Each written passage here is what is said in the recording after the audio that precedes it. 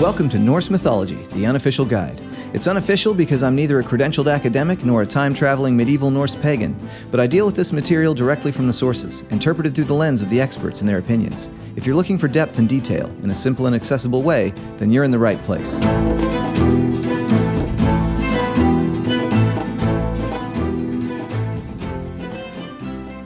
Fjolvik for, fjolvik frestadak, fjolvik of rounderegen. Hvaðan kemur sol in sletta himmin thessa hefur fenrir for it. Much have I traveled, much have I tried out, much have I tested the powers. From where will a sun come into the smooth heaven when Fenrir has destroyed this one? One of the more confusing aspects of Norse mythology is how we ought to understand the sun and moon as related to day and night. And the reason why it's confusing is because our modern, scientifically oriented brains have a very clear idea of how these things work that doesn't exactly fit the way it's conceptualized in the mythology. Add to that the fact that we really don't have all that much in our sources about these topics, and also the fact that some of what we do have looks sort of contradictory, at least at face value, and you end up with a puzzle that a lot of people stay away from entirely, or talk about in a way that often misses the bigger picture. So let's start by breaking down our most extensive narrative that explains these topics. It involves a bunch of names that can be a little hard to keep straight at first, but we'll do the best we can. Of course, whenever we want anything explained, we have to turn to the prose Edda, where our good buddy Snorri Sturluson, who is traditionally assumed to have written at least a bunch of it back in the 13th century, gives us a story about a Swedish king going by the name of Gangleri, learning about Norse mythology from three wizards calling themselves High, Just as High, and Third. In this part of that section, specifically in Gylfaginning 10, the wizard called High has just finished explaining how the gods created humans, and who the first children of Odin were. So as we pick up the story, we land in a time that is not long after the creation of the world. High explains that out in Jotunheimr, there once lived a Jotun named either Norvi or Narvi. You might recall that the name Narvi shows up again later as a possible name for one of Loki's children with his wife Sigyn, but it's hard to tell whether or not this is supposed to be that same person. But this Narvi Jotun had a daughter who he named Not, which is literally just the Old Norse word for night. Now, according to Not's ancestry, High tells us, she was black and dark. Obviously, this statement is going to catch your attention because our modern world is obsessed with race. So it's worth pausing on it for a second to make sure we have a clear picture of what is and isn't being said here. The words the author uses here to describe Not are inflections of the words svartur and dukkar, and these words do very clearly mean black and dark. Now, as it turns out, in Old West Norse literature, when a person is described as svartur, it happens in two contexts. The first, which is extremely rare, is to describe people of African descent. It is attested, but it's rare. The second, which is extremely common, is to describe Caucasian people with black hair. Crawford notes in his dissertation that the description of a non-supernatural person as being svartur appears to refer most commonly to that person's hair color, as opposed to their skin color, and that occurrences of this are fairly numerous in Old Norse literature. People of African descent are instead most commonly referred to as blár, which actually came to mean blue in most contexts. Crawford suggests that one possible reason for this could be that in an earlier stage of the language, both svartur and blár meant black in different contexts, and that blár was chosen to describe dark-skinned people in order to avoid confusion with terminology that was being used to talk specifically about hair color. He also notes that associating blue with darker skin is not exclusively Scandinavian. Apparently, the Tuareg people of the Sahara refer to themselves as, quote, the blue men, and the common Arabic skin color can be described as either blue or green in Sudanese. These days, modern North Germanic languages like Icelandic and Norwegian have shifted over to using words derived from svartur for describing people of African descent. And of course, we can't forget that Crawford pins his analysis entirely on descriptions of non-supernatural beings, and Not is a Jotun woman. He doesn't provide any corresponding analysis of supernatural beings because they can often be depicted in ways outside of what you would normally find in nature. So using their descriptions to try to figure out the nuances of what different color words actually used to mean could end up causing problems. With regard to the word dukkr, dark, Old West Norse literature does use this word to describe both hair and skin color. However, in these cases, the people being described are typically of Northern European ancestry, so it doesn't seem likely that this is usually meant to imply dark skin as we would think of it today, but instead probably something more like maybe a tan from having to work outside, or maybe a somewhat darker shade of skin that would still be considered white by modern categorization, in contrast with the very pale skin that we often find in Northern Europe. So, what does all this really mean about Not? What it means is that we can't take Snorri's phrasing here as meaning really anything definitively. When he mentions that Not was black and dark because of her ancestry, it's highly unlikely that he's trying to make a statement about race, or that he's trying to claim all Jotnar have black skin. However, we also can't be 100% sure that he isn't trying to tell us that Not in particular was supernaturally black and dark in some way. She is a Jotun after all, and is a personification of night. It could easily be that he imagined her as completely black in color, but it's just as likely that he conceptualized her as having a slightly darker shade of Caucasian skin because she wasn't born into nobility, and had potentially black hair. So really, it's hard to know for sure what this means, and you are therefore free to imagine her however you want. Okay, so Not, the daughter of Narvi, is married to a man named Naglfari, which is a name that shows up later in the Prose Edda as the name for a ship that plays a role in Ragnarok. I'm hesitant to say that the personification of night is really supposed to be married to the personification of a ship, but who knows why these names are being used here. Whatever's going on here, Not and Naglfari have a son called Auther, which means prosperity. But this doesn't matter at all, because for some reason, Not stops being married to Naglfari and gets married to a guy named Anar. Together, they have a daughter named Jorð, which means earth, and who is also Thor's mother. But this doesn't matter either, because now she stops being married to Anar and gets married to someone named Dellingar, who is a sort of obscure member of the Aesir clan. Together, they have a son named Dagr, which means day. So with her first husband, Not, or Night, bears prosperity. With her second, she bears the mother of Thor. With her third, she bears the personification of Day, who was, quote in my own translation, lustrous and beautiful after his father. In this case, I'm translating lustrous and beautiful from Old Norse ljós and fagur, which mean more literally light and fair, but when taken in context of how they're used throughout Old West Norse literature as per Crawford's paper, ought to be thought of as synonymous for lustrous and beautiful. They don't necessarily imply any particular color, and they aren't inherently racial terms either. At this point, Odin steps in to give Not and her son Dagr a purpose. He gives each of them a horse and a chariot and sets them up in the sky, where they have to ride around the earth every 24 hours. And this is why we have the phenomena of night and day. In the ancient Norse mindset, night is actually riding in front of day, which is kind of weird to think about since they're both riding around on opposite sides of a circle. So who's in front is sort of a weird thing to think about. But Not's horse is called Hrimfaxi, which means frost mane. Pulling a chariot, he of course has some kind of a bit in his mouth, which makes him drool. And as this drips over the earth, it becomes the origin of the dew that we see in the morning. Dagr's horse is called Skinfaxi, which means shining mane. And the reason for this is that his mane is literally shining and spreading light over all the sky and sea. So to just kind of condense everything down that we've talked about so far, Not is a woman who personifies night, and her physical appearance reflects that in some way. She's the grandmother of Thor on his mother's side, but that's from a previous marriage.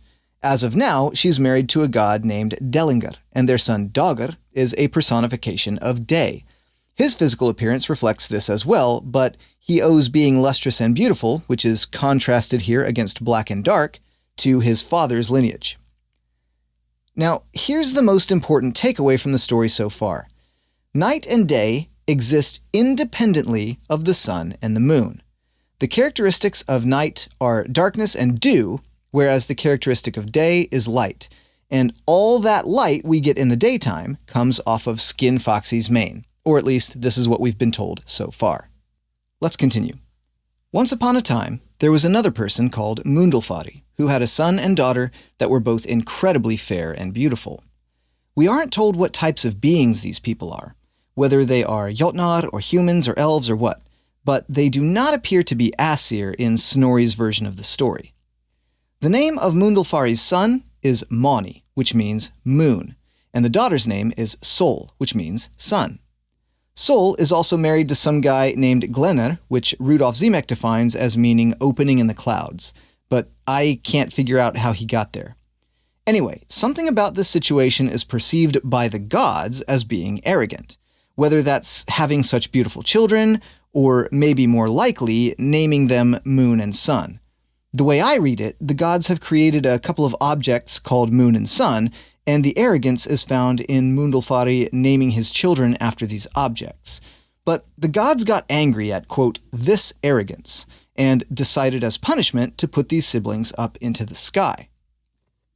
Now, unlike Not and Dagr, who are personifications of the concepts of night and day, and who seem to be getting pulled in chariots around the earth by their horses, Mani and Sol instead have to drive the chariots that are going to be pulling the actual moon and sun, which are objects the gods have created. The sun, of course, was created from the glowing hot primordial sparks flying out of Muspel, and its chariot is to be driven by Sol, who is in command of two horses named Orvakr and Alsvidr, which mean basically early awake and very quick. Snorri also notes here that the sun was created for the purpose of illuminating the realms, which is a thing that's hard to reconcile against his statement just a few sentences earlier that the light we get in the daytime comes from Skin Foxy's mane. But Orvakr and Alsvidr are prone to getting very hot, so the gods put two bellows under these horses' shoulders to cool them off, which we are told is sometimes called Isarnkol, and which means something like iron chill. Mani, on the other hand, is driving around the moon and controls its waxing and waning. But he's not working alone. At some point, he appears to have kidnapped two kids to help him out. To be fair, the story doesn't actually say these kids were kidnapped explicitly, but it sort of reads that way. Their father is some guy named Vidfinnr, which means woodfin, where Finn is a reference to the Sami people who live in northern Scandinavia, and it makes me think maybe these characters are supposed to be human in this narrative. The kids are a son and daughter pair named Huki and Bill, and Mani takes them off the earth while they are traveling from a well and carrying a tub between the two of them that's hanging from a pole laid across their shoulders. Snorri mentions that these two children travel with the moon, quote, as can be seen from Earth, end quote. It's not clear exactly what we see from Earth that constitutes seeing these children traveling with the moon, or how the presence of these children helps facilitate the waxing and waning of the moon. The best idea I can think of is that maybe the moon is perpetually being submerged and retrieved from their tub of water. Also worth noting is that the name Bil shows up in a list of goddesses in two other places in the prose Edda, but Huki never shows up again. Scholars have been trying to figure out more information about these two for quite some time now, and have tried to relate them to various well-known folklore references, including things like the man in the moon, and even Jack and Jill fetching a pail of water. But to me, this all feels like very hazy, weird territory, so we're gonna kind of stay away from it. More importantly, we now have a full breakdown of how night and day work. First, we have Not and Dagr, personifications of night and day, being pulled around the earth every 24 hours by their horses, one of which drools dew all over the ground while it's dark, and is followed by the other one, who shines light from his mane. Next, we have Mani and Sol, whose father had the audacity to name them after the moon and sun. As a result, the gods turn them into chariot drivers that have to drag the actual moon and sun around in the sky. And Mani has two children along for the ride, who conceivably begin life as these weird foreigners in the Norse mindset, and somehow help with the waxing and waning of the moon. So what we have here is a system where the concepts of night and day exist sort of independently of the objects called the moon and the sun. On the one hand, this makes a lot of sense, given how we can often see the moon in the daytime. But on the other hand, it's a little weird, given how both the sun and Skinfoxy are said to be the originators of daylight. A lot of this also falls relatively well in line with Vafthrudnismal stanzas 22 through 25, where we get a higher level description of what could easily be a similar story. It has a lot fewer details, but it does mention Mundulfari and Dellinger and some little things like that. Our story isn't over though, because now Gangleri, the Swedish king learning about all of this from his new wizard friends, mentions that the sun sure seems to move fast across the sky. And gosh, she probably wouldn't be able to go any faster if she was running away from something for dear life. And I couldn't have come up with a more perfect setup to the next part of this story if I'd written Gylfaginning myself, Hai should have said, and begins explaining to Gangleri that yes, in fact, Sol is in fear for her life, because there are actually two wolves chasing the sun and the moon around the sky. The one going after the sun is called Skoll, and he will eventually catch her. The one going after the moon is called Hati Hrothvitnisson, and he will eventually catch the moon as well. Sadly, we don't get a surname or a patronym for Skoll. But where did these wolves come from? Gangleri wants to know. Hai explains that there's a certain Gygur, a Jotun or troll woman, living east of Midgardr in a place called Ironwood, alongside a bunch of other troll women called basically Ironwood dwellers. But this particular one, whose name we aren't told, is an old one, and she breeds a bunch of Jotnar in the shape of wolves as her sons, and these two wolves, Skoll and Hati, come from that group. This group is also prophesied to produce a particularly mighty wolf called Monagarmr, who will, quote, fill himself with the lifeblood of everyone that dies, and he will swallow heavenly bodies and spatter heaven and all the skies with blood.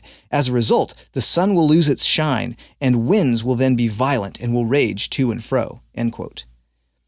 Neither Snorri nor I seem to know exactly how to square this idea of Monagarmr swallowing heavenly bodies and causing the sun to lose its shine with what we've just been told about how Skoll and Hati will be the ones to catch the sun and the moon. But I'll come back to this. Fortunately, there are actually a lot more interesting things we can say about these wolves than there are about Huki and Bill. As evidence for his claims, Snorri cites Völuspá stanzas 39 and 40, quote, in the east sat the old woman in Ironwood, and gave birth there to Fenrir's offspring. One of them in trollish shape shall be snatcher of the moon. It gluts itself on doomed men's lives, reddens the gods' dwellings with crimson blood. Sunshine becomes black all the next summers, weather all vicious. Do you want to know more? And what? End quote. Here we get an extra detail that these wolves being raised in Ironwood are specifically Fenrir's offspring, as well as a clarification that this old troll woman is not only raising these wolves as her children, but giving birth to them. There is, of course, one Jotun woman named in our sources who has given birth to a wolf, and that is, of course, Angrboda. Her wolf son, however, was Fenrir himself, so to imagine that Angrboda might be the one also giving birth to her own son's offspring is kinda gross. One interesting little difference, though, between Snorri's account and the stanzas he quotes as a source, is that whereas Snorri says this woman is breeding Jotnar in wolfish shape, Völuspá mentions that the Snatcher of the Moon will be one of Fenrir's offspring, so a wolf, but in trollish shape. So we get some reversed phrasing here. I don't think we need to try and read very far into this, though. It's unlikely this is supposed to mean the wolves are thought to look like anything other than wolves. My best guess is that Völuspá's comment about trollish shape here is just meant to convey to the audience that these wolves are supposed to be extra scary, monstrous wolves. I may have mentioned before that a troll in Norse mythology is not a specific species of creature, but it's just a word you can use for pretty much any kind of a scary or monstrous being. It's more like a boogeyman in that sense. But let's start with Hati Hrothvitnisson, the one chasing the moon. Hati means something like the one who hates, or hater, and Hrothvitnisson, of course, is a patronym, meaning son of Hrothvitnir. But wait a second. weren't we just told that Hati is the offspring of Fenrir? So who's this Hroðvitnir guy? Well, as it turns out, Hroðvitnir means fame wolf. So Hati's patronym effectively means son of the famous wolf, which could easily be a reference to Fenrir already. But if we really wanted extra confirmation on this, we could also look at Lokasenna stanza 39, wherein Tyr refers to Loki's wolf son by the name Hroðursvitnir, which is, for all intents and purposes, exactly the same as Hroðvitnir. It's just inflected a little differently. For all these reasons, most scholars tend to agree that Hroðvitnir, the fame wolf, is just another name for Fenrir. So it actually lines up perfectly well with what we've already been told about these wolves being Fenrir's offspring. But this makes the fact that Skoll doesn't get a patronym even weirder.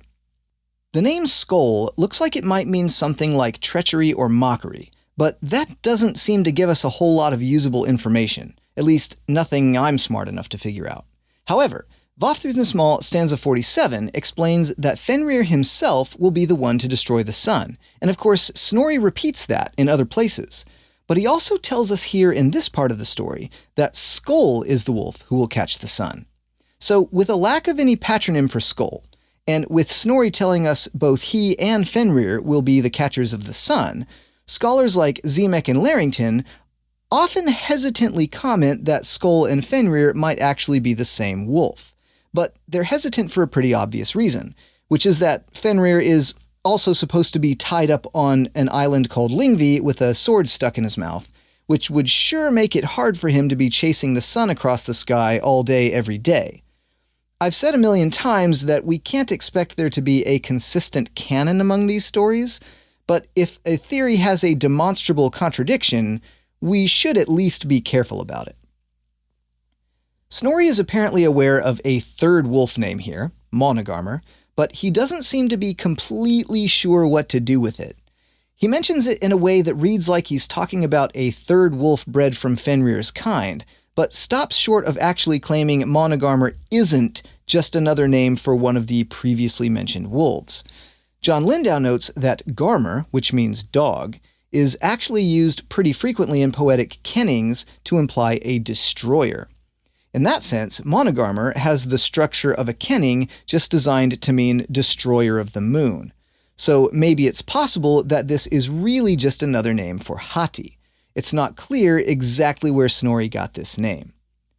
One other thing worth talking about here is the fact that Snorri's explanation of Sol and Mani driving around these chariots for objects made out of sparks seems to miss out on how important the idea of a divine sun and moon must have been in different times and places in the Norse period, and in broader ancient Germanic religion. Take stanza 5 from Völuspá, for example, describing conditions in early times when the gods were still in process of organizing things. Quote, "From the south, Sun, companion of the moon, threw her right hand round the sky's edge. Sun did not know where she had her hall. The stars did not know where they had their stations. The moon did not know what might he had." End quote. This reads more like the sun and moon being independently powerful beings, as opposed to just two people the gods punished for the arrogance of their names, dragging around bright objects in chariots. This mysterious might of the moon might also be referred to again in Havamal stanza 137. Quote, "I advise you, Lodfafnir, to take this advice. It will be useful if you learn it, do you good if you have it. Where you drink ale, choose yourself earth's power, for earth soaks up drunkenness, and fire works against sickness, oak against constipation, an ear of corn against witchcraft, the hall against household strife. For hatred, the moon should be invoked, earthworms for inflamed parts, and runes against evil. Land must take up the flood." End quote. In this stanza, Odin appears to be delivering something that seems like a high-level, numinous, medicinal handbook. There's a bit of magic in there, such as using runes against evil and corn against witchcraft, but there's also a couple of ideas that sort of make sense in light of more modern medicine, such as the idea of heat working against sickness. What's even more interesting, though, is this idea of invoking the moon against hatred. It feels a lot like it could have something to do with the notion of a wolf named Hater chasing the moon around the sky. But also, the word translated to hate in this context is heift, which can be synonymous with hate, but can also be used to mean rage, anger, and spite, and can be used when talking about feuds and vendettas between people. So the moon seems to have some power against these kinds of things, apart from its more obvious power of marking the times and seasons for the ancient Norse. Another important call-out is that outside of Snorri's writings, the ancient poetry never makes any kind of clear distinction between the beings called Sol and Mani versus the glowing round objects. Whenever the sun and moon are discussed, it's with these names, and in a context that talks about them as both powerful personified beings and simultaneously as things like a ball or a wheel. In Grimnismal 37, for example, the horses must do the following, quote, Orvaker och Alsvider, þeir skulu upp svangir soldraga. Literally, Orvaker and Alsvider, the slender ones, must pull Sol up from there, end quote. In this context, it sounds like the horses are pulling a single being named Sol in a chariot, as opposed to the distinction Snorri makes between the driver and the passenger object.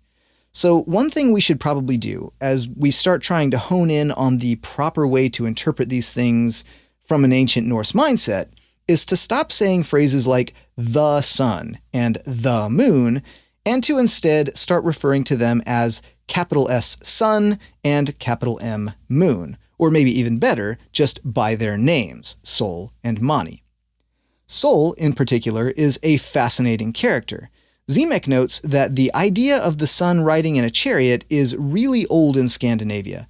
He points as an example to the Trundholm chariot, which is a Bronze Age sculpture of a horse pulling a big golden wheel in a chariot, and is dated to about 1400 BC by the National Museum of Denmark. But despite the apparent age of the concept, he mentions that our evidence of a Germanic sun goddess is actually a little scarce. As I mentioned, Snorri's version doesn't exactly cast Sol as a powerful divine figure, so we have to extrapolate the idea of a more important sun goddess from other references. For example, Snorri mentions in Gylfaginning 35 that, quote, Sol and Bill are reckoned among the Åsinjur. And then in Skaldskaparmal 75, the name Sol casually shows up again in a list of goddesses. But there are some better examples from the Poetic Edda, and these I'll give you in my own translation, just to avoid phrases like the sun and whatnot, where that phrasing is a little bit of an embellishment and doesn't exactly match the way the source text treats the concept. The first one is from Grimnismal 38, quote, Svalin he's called. He stands before Sol, a shield for the shining goddess. Mountain and surf, I know, must be burned if he fell away from there, end quote. Svalin, by the way, looks like it's related to the adjective svalr, which means cool or cold. So Svalin probably means something like the cool one. And then we also have Vafthrudnismal 46 and 47, quote, Odin said, Much I traveled, much I trialed, much I tested the powers. From where comes Sol to the flat heaven, once Fenrir has made his way through this one? Vafthrudnir said, Alfrodul will bear a daughter before Fenrir gets to her. She shall ride, once the powers die, the maiden upon her mother's pathways, end quote. In this passage, a character called Alfrodul, which is clearly another name for Sol, bears a daughter who takes on the job of our current sun after her mother is destroyed by Fenrir. I say this is clearly another name for Sol because Alfrodul means, in an extremely literal sense, elf sky wheel. That name is also fun for the extra reason that it continues to add to the ever-present mystery of what exactly an elf is. One last example illustrating the sun as a goddess in Germanic tradition doesn't even come from the Norse corpus. It's usually called the Second Merseburg charm, and it comes from medieval Germany. This very brief text mentions the name Sunna, which is of course related to sun, in a list of goddesses alongside its more southerly versions of Odin and Balder. Here, Sunna is just mentioned in passing, alongside a companion sister named Sinthgunt, who is even more obscure. Simek points out that there have been various attempts to understand what Sinthgunt's name might mean, especially given that she shows up as a companion to the sun here. And those ideas include things like the moon or a star, but Simek doesn't like the moon explanations because Germanic culture broadly considers the moon to be masculine, as we've already seen, and I agree with him on that point. But he doesn't pick an explanation he likes better. The star interpretation actually comes from Jacob Grimm, and I suppose it's as good a random shot in the dark as anything else for explaining a sister companion of the sun. In any case, even though the divine figure of the sun appears to be really old and continuous, we don't have much evidence that would point us toward thinking there was much of a cult of soul worship in the Norse period, for whatever reason, at least according to Simek. But whoever the companion of Sol is supposed to be, and whether she's driving a horse or being pulled in a chariot, and whether or not Mani is a kidnapper, and whichever wolf might be the same as another wolf, and whether or not any given wolf will eventually catch the sun or moon, I hope that by now you're at least a little less confused about how this part of the story goes. And if so, don't forget to join me again next time, where we'll slowly work towards being a little less confused about things together on Norse Mythology, the Unofficial Guide. Sources for this episode include Dictionary of Northern Mythology by Rudolf Simek, 2007, Norse Mythology, A Guide to Gods, Heroes, Rituals, and Beliefs by John Lindow, 2001, The Historical Development of Basic Color Terms in Old Norse-Icelandic by Jackson Crawford, 2014, The Poetic Edda, translated by Carolyne Larrington, 2014, and The Prose Edda, translated by Anthony Falks, 1995.